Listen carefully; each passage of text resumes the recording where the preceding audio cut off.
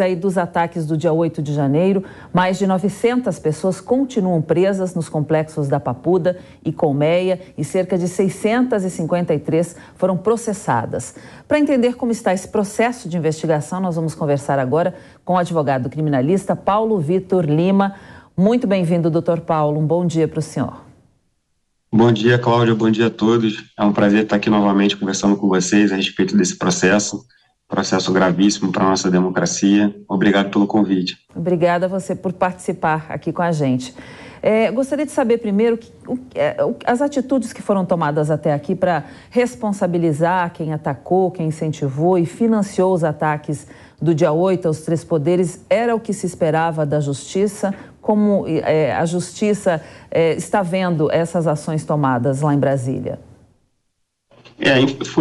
Exatamente foi o que era esperado. Na verdade, as pessoas têm a impressão de que por trás de uma rede social ou de um computador é difícil a identificação. Hoje em dia é muito mais fácil você identificar o número de IP, as pessoas que estão por trás estimulando, fomentando esses golpes, financiando e orquestrando todo esse tipo de atentado à democracia. Então a Polícia Federal agiu de maneira muito rápida e muito contundente, por ordem do ministro Alexandre de Moraes, e está responsabilizando especialmente aquelas pessoas que financiaram esses atos antidemocráticos.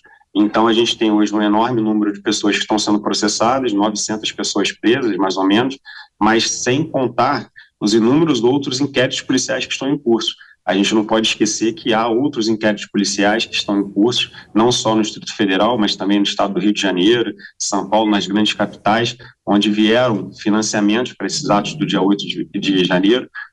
Então, a atitude que a Justiça tomou foi uma atitude rápida e enérgica, que era preciso ser tomada, até para poder coibir novos atos, né, que impedissem os poderes da República de atuar, de trabalhar, e que o novo governo empossado pudesse regularmente atuar. Doutor Paulo, a pergunta agora é do Diogo Schelp. Doutor Paulo, bom dia. Doutor Paulo, entre as centenas de pessoas que foram denunciadas já pelo Ministério Público ou que foram alvo de operações da Polícia Federal, a grande ausência são os militares, né? O Exército promete fazer uma punição, uma investigação sobre isso, mas é o que menos avançou nesse sentido até agora. Militares que teriam participado diretamente dos atos ou que de alguma forma foram omissos nas suas funções. A que se deve isso? Eu não tive acesso integral ao processo e acredito que, até por uma forma de ter uma resposta rápida à sociedade, o Ministério Público optou para aqueles réus que já tinham provas, né, você já oferece a denúncia e faz com que o processo tramite rápido para ter uma prestação judicial mais rápida e uma resposta à sociedade mais rápida. E aqueles em que ainda precise algum desdobramento, alguma apuração melhor, você separa o inquérito para não atravancar aqueles que já está a fase concluída. E em relação a esses militares, provavelmente eles devem estar enfrentando alguma dificuldade, alguma resistência em obter essas documentações, essas provas, e essa falta de colaboração deve estar culminando nesse atraso na denúncia. Então, há esse fracionamento, que é um fracionamento permitido pelo Código de Processo Penal. Quando você tem identificado alguns criminosos e os outros ainda estão em fase de investigação, você pode já iniciar uma ação penal em relação a alguns, né, já concluído aquele inquérito em relação a alguns, você deflagra ação contra aqueles, e aqueles em que ainda você precisa de melhor apuração, você continua com fase de inquérito. Como eu disse, eu não tive acesso integral aos autos, provavelmente, em relação a esses militares que de alguma forma foram omissos e que não agiram de maneira efetiva, o Ministério Público deve estar tendo algum tipo de resistência, dificuldade de encontrar, identificar esses documentos e, por isso, optou por já deflagrar com aqueles que têm identificação completa, material prova robusta, e em relação a esses militares ainda está em fase de inquérito. Mas certamente, em algum momento, serão denunciados, porque isso vai ser de fácil identificação, por mais que haja uma resistência das autoridades militares, isso vai ser possível identificar até por depoimentos desses outros réus que já foram denunciados. Doutor Paulo, ex-ministro da Justiça e ex-secretário de Segurança Pública, o Anderson Torres, continua preso por omissão.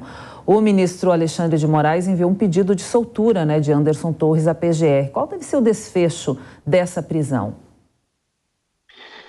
O ex-ministro da Justiça, Anderson Torres, e ex-secretário de Justiça, à época secretário de Justiça do Distrito Federal, ele tinha um dever de resguardar a ordem pública.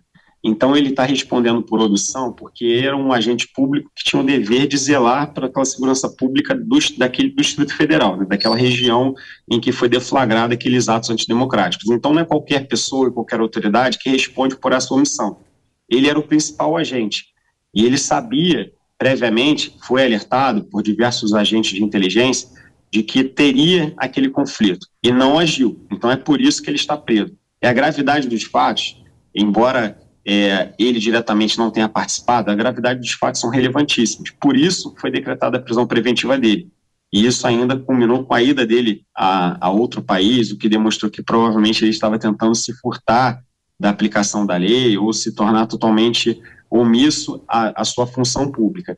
Eu acredito que o Ministério Público Federal, nesse primeiro momento, vai opinar pelo indeferimento, porque ainda está muito no início o processo.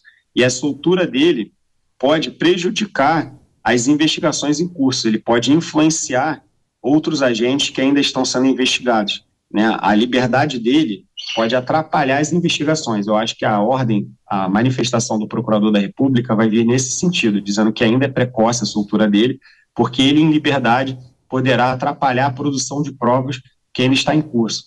Então, eu acho que eles vão opinar pelo indeferimento e eu acho que ele ainda vai continuar mais um tempo preso. Vamos aguardar, então. A gente conversou sobre os atos do dia 8 de janeiro em Brasília com o advogado criminalista Paulo Vitor Lima. Muito obrigada, doutor Paulo, pelo seu tempo, pela sua entrevista. Um bom dia. Obrigado, bom dia.